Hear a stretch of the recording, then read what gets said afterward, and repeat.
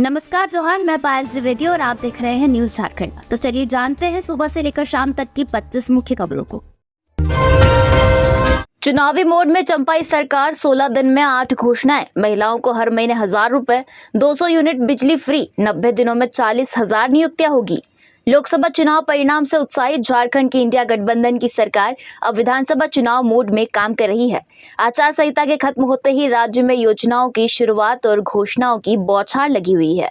16 दिनों में सरकार ने 8 बड़ी घोषणाएं की है। ये घोषणाएं किसान, महिलाओं, युवाओं को विशेष रूप से ध्यान में रखकर की गई है। सीएम चंपाई सोरेन 7 से 23 जून तक 8 से अधिक घोषणाएं कर चुके हैं। इसमें 50 साल से अधिक उम्र की महिलाओं को हर महीने 1000 रुपए देने से लेकर 200 यूनिट बिजली फ्री तक शामिल है। आचार संहिता के हटने के साथ ही सीएम चंपाई सोरेन 11 जून से लगातार विभागों के कार्यों की समीक्षा कर रहे हैं। इसके अतिरिक्त उन्होंने राज्य के प्रशासनिक और पुलिस अधिकारियों के साथ बैठक की।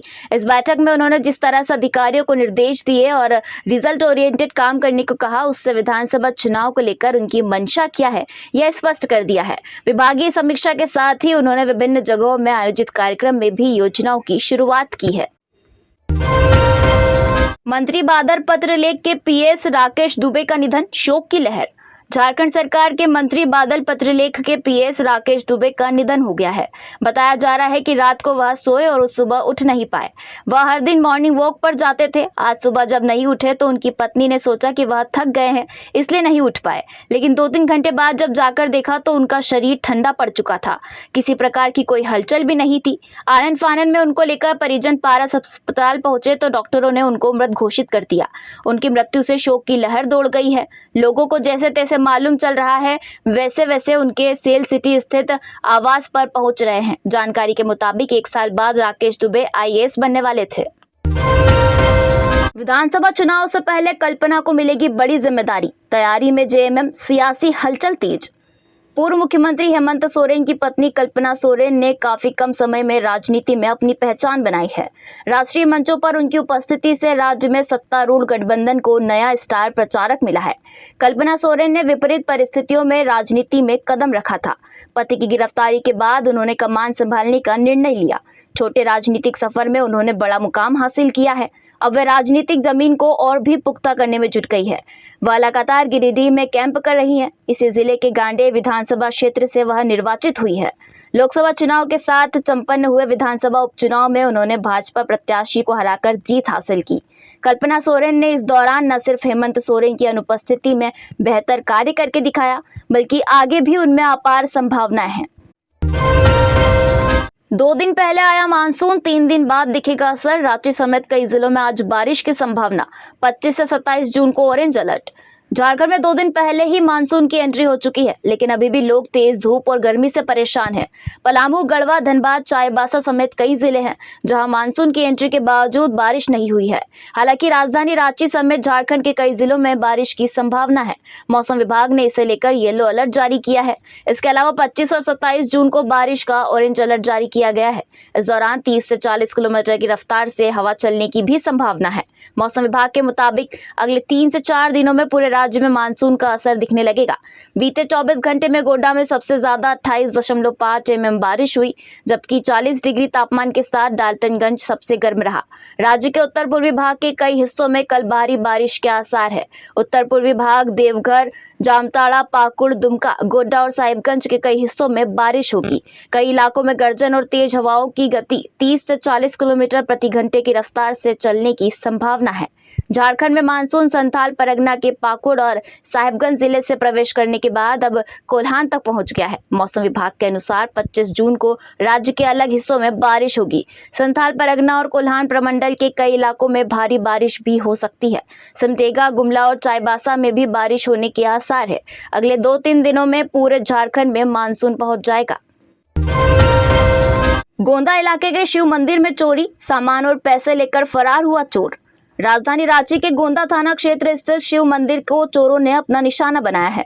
देर रात को चोरों ने मंदिर का ताला तोड़कर चोरी की वारदात को अंजाम दिया। चोर मंदिर में रखे सामान और दान के पैसे को लेकर फरार हो गए। इस मामले की जानकारी गोंदा थाने के पुलिस को दी गई है। जानकारी मिलने के बाद गोंदा थाने की पुलिस घटनास्थल पर पहुंचकर आसपास के लगे सीसीटीवी फुटेज खंगाल रही है और चोरों की पहचान करने में जुटी हुई है। फिलहाल चोरों की पहचान नहीं हो पाई है। पलामू पुलिस जवान की दिल्ली एम्स में मौत, इलाज के लिए किया गया था एयरलिफ्ट। पलामू पुलिस के घायल जवान नित्यानंद महतो की दिल्ली एम्स में इलाज के दौरान मौत हो गई। कुछ दिन पहले नित्यानंद महतो को रांची के एक निजी अस्पताल से एयरलिफ्ट कर दिल्ली एम्स में भर्ती कराया गया था। नित्यानंद महतो बोकारो के चंदन कियारी के रहने वाले थे। दरअसल लोकसभा चुनाव की मतगणना के दिन सुबह सुबह पलामू पुलिस लाइन से जवानों को मतगणना केंद्र भेजा जा रहा था। इसी क्रम में पुलिस लाइन में एक पेड़ गिर गया। पेड़ की चपेट में आने से 3 जवान घायल हो गए। नित्यानंद महतो के सिर में गंभीर चोट लग गई। गंभीर रूप से घायल होने के बाद उन्हें इलाज के लिए रांची के एक निजी अस्पताल में भर्ती कराया गया। बाद में उन्हें इलाज के लिए दिल्ली एयरलिफ्ट किया गया, जहां दिल्ली एम्स में इलाज के दौरान उनकी मौत हो गई। महंगी बाइक और रफ्तार का शौक, हादसे में युवक ने गंवा दी जान, साथी जख्मी। सिमडेगा एसडीओ आवास के पास देर रात भीषण सड़क हादसे में एक युवक की मौत हो गई। जानकारी के अनुसार जलडेगा के पति अंबा पुजरटोली गांव निवासी नवीन बड़ाइक अपने साथी आजाद बड़ाइक के साथ केटीएम बाइक से सुंदरपुर की ओर जा रहा था। इसी दौरान सिमडेगा एसडीओ के आवास के पास लोहे की बिजली पोल को जोरदार टक्कर मार दी। टक्कर इतनी जोरदार थी कि मोटरसाइकिल के परखच्चे उड़ गए। इसके अलावा पोल भी क्षतिग्रस्त हो गया। इधर मौके पर दोनों गंभीर रूप से घायल हो गए। घायलों को सदर अस्पताल लाया गया, जहां पर इलाज के क्रम में नवीन की मौत हो गई, जबकि उसके साथी की गंभीर स्थिति को देखते हुए बेहतर इलाज के लिए सिमडेगा से राजधानी रांची रेफर कर दिया गया है। संपत्ति की खातिर सगे भाई पिता ने शिक्षक दंपत्ति को मार डाला, क्राइम पेट्रोल देख मिला था आइडिया। हजारीबाग में एक शिक्षक दंपत्ति की मर्डर की घटना घटी है। घटना इचाक थाना क्षेत्र की है। हत्याकांड को अंजाम दिया है एक पिता ने, वो भी कुछ पैसों के लिए। पुलिस ने मामले का पर्दाफाश कर दिया है। पुलिस ने बताया है कि एक बाप ने केवल दहेज के लिए अपने बेटे और बहू की हत्या करवा दी। पुलिस ने इस हत्याकांड में शामिल सभी लोगों को पकड़ लिया है। गिरफ्तार आरोपियों में राहुल कुमार के पिता ईश्वर प्रसाद मेहता, छोटा भाई बबलू मेहता, सुपारी किलर आशीष पांडे, उसके सहयोगी बॉबी कुमार, विकी कुमार, सोनू कुमार सिंह शामिल है। इस घटना को बहुचर्चित टीवी सीरियल क्राइम पेट्रोल से देखकर साजिश रची गई थी। दरअसल कुछ दिनों पहले हजारीबाग के इचाक स्थित परासी शमशान घाट में अज्ञात शख्स का शव जलाने की बात सामने आई थी। इस घटना को गांव के लोग काफी डरे हुए थे, क्योंकि गांव में किसी की मौत नहीं हुई थी। इससे सभी परेशान थे कि आखिर किसका शव जलाया गया है। सरेंडर हो रहे आवास, साहेबगंज में सामान्य व सिंहभूम में अल्पसंख्यक श्रेणी के एक भी लाभुक नहीं बचे। झारखंड सरकार की बेघरों को घर देने की महत्वाकांक्षी अबुआ आवास योजना से आवास अब सरेंडर होने लगे हैं। पहले चरण में कई जिलों से आवास सरेंडर होने की सूचना जिलों से सरकार को मिल रही है। स्थिति यह है कि कई जिलों में सामान्य कोटि व अल्पसंख्यक वर्ग के लाभुक नहीं मिल रहे हैं, यानी उन जिलों के सभी जनरल कोटि या अल्पसंख्यक श्रेणी के योग्य लाभुकों को आवास की किसी न किसी योजना से आवास मिल गया है। ऐसे में अबुआ आवास योजना से स्वीकृत आवास उन जिलों से सरेंडर किए जा रहे हैं। मिली जानकारी के अनुसार साहेबगंज जिला में एक भी लाभुक सामान्य जाति से नहीं है। इस जिला में अब तक 36 आवास योजना सरेंडर कर दे गए हैं। वहीं पूर्वी सिंहभूम में अल्पसंख्यक लाभुक नहीं बचे हैं। ऐसे में यहां से 83 व पश्चिम सिंहभूम में भी अल्पसंख्यक के सभी लाभुकों को आवास मिल गया है। ऐसे में यहां से भी करीब 208 स्वीकृत आवास सरेंडर कर दिए गए हैं। बता दें कि वित्तीय वर्ष 2023-24 में 2 लाख अबुआ आवास योजना स्वीकृत की गए थे। इसमें से अब तक 356 आवास सरेंडर हो गए हैं। इस साल 90 किलोमीटर आउटर रिंग रोड बनाने की योजना, जुलाई तक केंद्र से मिलेगी स्वीकृति। रांची के आउटर रिंग रोड निर्माण के लिए 3 फेज का सर्वे हो गया है। अनेक चरण का सर्वे अंतिम चरण में है। पथ निर्माण विभाग ने सर्वे करा के रिपोर्ट केंद्र सरकार को भेज दी है। जुलाई तक यह केंद्र सरकार से क्लियर हो जाएगा। इस साल कितने चरणों में आउटर रिंग रोड का काम प्रारंभ किया जाएगा। हालांकि अधिकारियों ने बताया कि यह प्रयास हो रहा है कि पहले चरण पर काम प्रारंभ कराया जाए। दोनों चरणों को मिलाकर 90 किलोमीटर रोड इस साल बनेगी। पहले चरण में 48 किलोमीटर रोड बनेगा। 6 लेन रोड बनाने का प्रस्ताव है। सर्वे में जमीन की उपलब्धता देख ली गई है। अधिकांश भूमि ग्रीनफील्ड है या बिना विवाद के है। ऐसे में इसका अधिग्रहण आसानी से किया जा सकता है। केंद्रीय सड़क एवं परिवहन राज्य मंत्री नितिन गडकरी की घोषणा के बाद इसके कार्य में तेजी आई है। 4 चरणों में इसे बनाया जाना है। नए बिजली दरों के लिए जुलाई में जन सुनवाई संभव, आयोग कर रहा तैयारी। राज्य विद्युत नियामक आयोग की ओर से नए बिजली दरों की निर्धारण प्रक्रिया शुरू कर दी गई है। अलग अलग बिजली उत्पादक और बिजली वितरक कंपनियों के लिए जन सुनवाई की प्रक्रिया शुरू हो गई है। आने वाले दिनों में जल्द नियामक आयोग की ओर से झारखंड बिजली वितरण निगम के लिए जन सुनवाई की तारीख तय की जाएगी। नियामक आयोग की माने तो जुलाई में जेबीवीएनएल के लिए जनसुनवाई शुरू की जाएगी। फिलहाल आयोग जेबीवीएनएल के प्रस्ताव पर जनता से आपत्ति और सुझाव लेने का निर्देश दिए हैं, जिसके आधार पर प्रस्ताव पर संशोधन किया जा सके। हालांकि जेबीवीएनएल की ओर से अभी जनता से आपत्ति और सुझाव की मांग की जा रही है। आपत्ति और सुझाव के बाद नियामक आयोग की ओर से जेबीवीएनएल के लिए जनसुनवाई की तारीख तय की जाएगी। 15 अगस्त तक 61 प्रखंडों में जल जीवन मिशन का काम होगा पूरा। केंद्र सरकार की महत्वाकांक्षी जल जीवन मिशन योजना जल्द ही धरातल पर दिखने लगेगी। पेयजल एवं स्वच्छता विभाग ने 15 अगस्त 2024 तक राज्य के 61 प्रखंडों में योजना पूरा करने का लक्ष्य तय किया है। ये वैसे प्रखंड है जिसे 80 से 99 तक योजना से आच्छादित कर लिया गया है। प्रखंडों में पाइपलाइन बिछाने का काम लगभग हो चुका है। अब यहाँ के घरों में वाटर कनेक्शन और नल जोड़ने का काम किया जा रहा है। 61 प्रखंड राज्य के कुल 17 जिलों के हैं। रांची के ओरमांझी में युवती के सिर कटी लाश बरामद मामले में सजायाफ्ता पति पत्नी को हाईकोर्ट से नहीं मिली जमानत।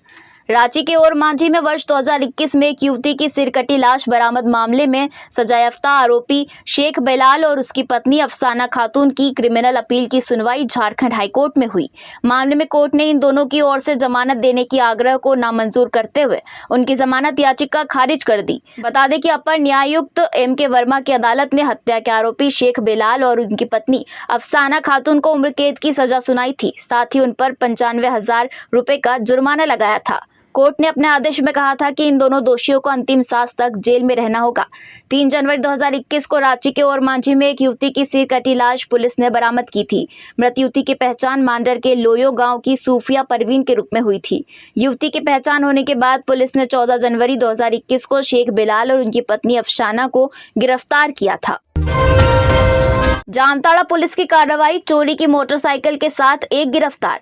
पुलिस ने चोरी की 3 मोटरसाइकिल के साथ एक व्यक्ति को गिरफ्तार किया है। मामला बिंदा पाथर थाना क्षेत्र का है, जहां थाना क्षेत्र के चकान वाडी में चोरी की मोटरसाइकिल की खरीद बिक्री का कारोबार किया जाता था।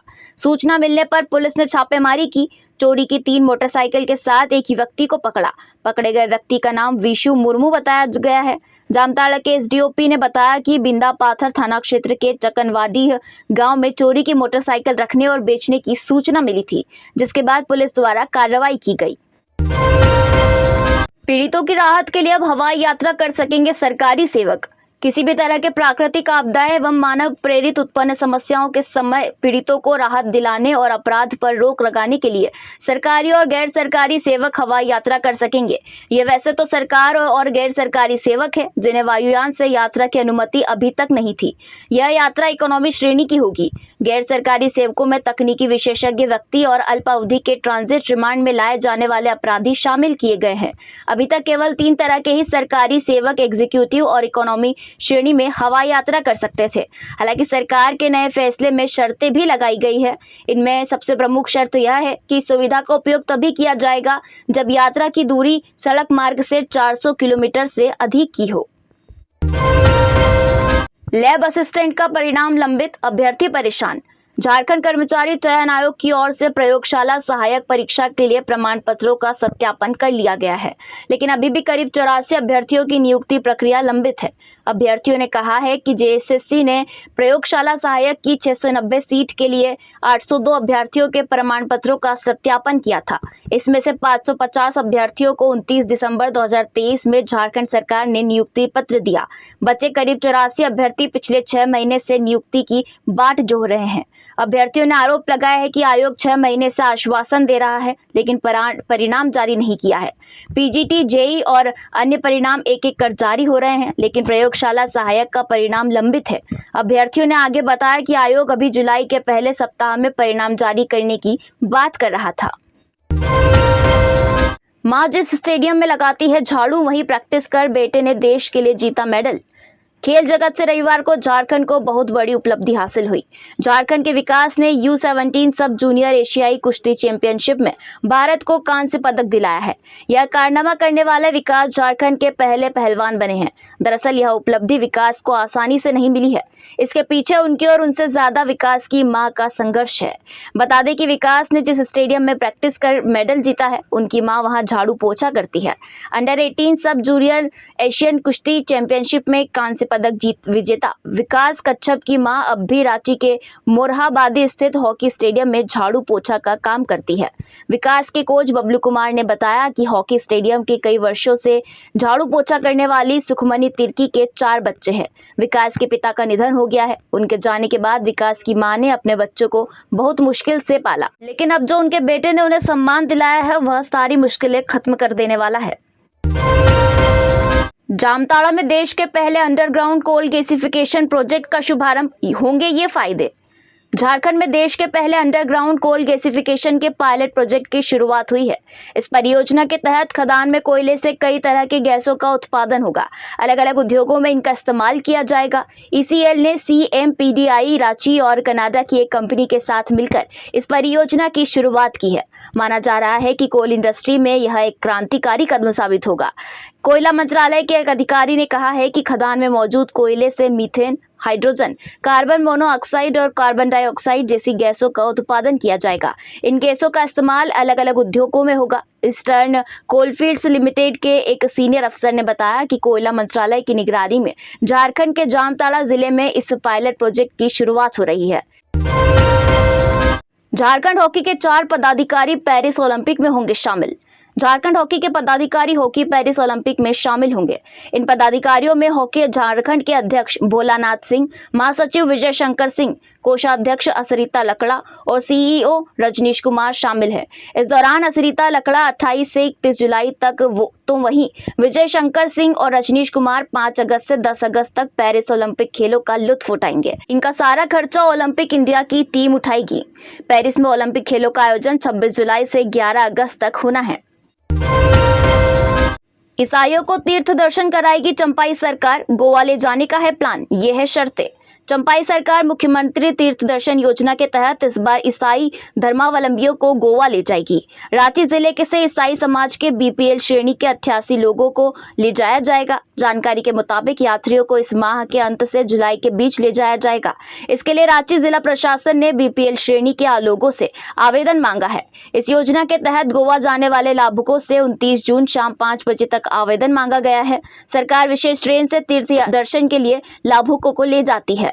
योजना का लाभ लेने वाले तीर्थ यात्रियों को BPL श्रेणी और उम्र 60 वर्ष से अधिक व झारखंड व स्थायी निवासी होना चाहिए। साथ ही आवेदक पहले इस योजना का लाभ नहीं लिया होना चाहिए। पति पत्नी के साथ एक अटेंडेंट भी जा सकता है। अटेंडेंट का भी आवेदन जमा करना होगा। आवेदक को शारीरिक और मानसिक रूप से स्वस्थ होना चाहिए। उसे किसी संक्रामक रोग से पीड़ित नहीं होना चाहिए। तीर्थ यात्रियों का चयन जिला स्तरीय प्रबंधन समिति करेगी। यात्रियों का चयन पहले आओ और पहले पाओ के आधार पर किया जाएगा। रांची जिले के लिए आवेदन जिला खेल पदाधिकारी के कार्यालय में 29 जून तक शाम 5 बजे तक जमा किया जाएगा। चाणक में डूबे युवक का शव बाहर निकाला गया। BCCL के ईस्ट भगतडीह के बंद चाणक में गिरे युवक कृष्णा नंदन साहनी का शव 71 घंटे बाद बाहर निकाला जा सका। BCCL की माइंस रेस्क्यू टीम ने शव को बाहर निकाला। शव निकाले जाने के बाद ही स्थानीय लोगों ने हंगामा शुरू कर दिया और मृतक के परिजन को मुआवजा देने की मांग की। बता दें कि गुरुवार रात करीब 10 बजे कृष्णा नंदन साहनी चाणक में गिर गया था, लेकिन रात की वजह से राहत और बचाव कार्य शुरू नहीं किया जा सका। अगल सुबह BCCL की माइंस रेस्क्यू की टीम मौके पर पहुंची, लेकिन सफलता नहीं मिली। बाद में NDRF की टीम को बुलाया गया। शनिवार को NDRF की टीम ने चाणक में उतरने की कोशिश की, लेकिन चाणक के काफी गहरा होने और गैस होने के कारण टीम नीचे नहीं उतर सकी। बाद में अधिकारियों, जनप्रतिनिधियों और स्थानीय लोगों के दबाव में BCCL की माइंस रेस्क्यू की टीम एक बार फिर चाणक पहुंची और राहत कार्य शुरू किया। दिन भर काफी मशक्कत के बाद देर शाम कृष्णा नंदन साहनी के शव को बाहर निकाला गया। तो ये थी झारखंड की टॉप बड़ी खबरें। इसी तरह झारखंड की तमाम बड़ी खबरों से अपडेट रहने के लिए हमारे चैनल न्यूज झारखंड को सब्सक्राइब करें, साथ ही बेल आइकन को प्रेस करें ताकि हमारे चैनल से जुड़ी सारी जानकारी आपको मिलती रहे। धन्यवाद।